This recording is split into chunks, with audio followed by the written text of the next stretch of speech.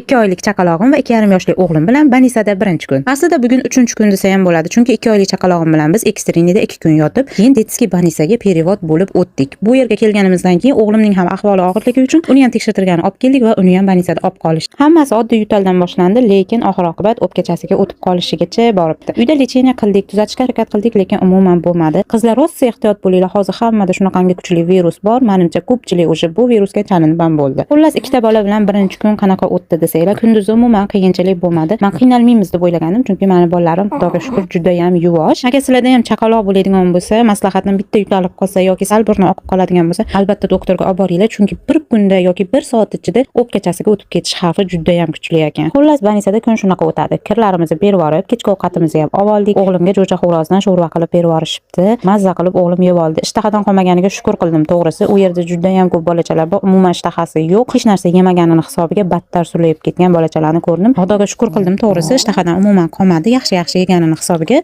quvvati joyida turdi. Qizimning qo'lida kateter bo'lishiga qaramasdan birinchi kuni dumbasiga qilishdi. Seftraksion olayotganda juda ham qo'rqib ketdim, chunki nafas ola olmasdan qotib qoldi. Xullas, bolalarni ikkovini ogizganimdan keyin birinchi o'g'limni, keyin qizimni uxlatdim. Keyingi kunning videosini ko'rish uchun albatta obuna bo'lib qo'ying.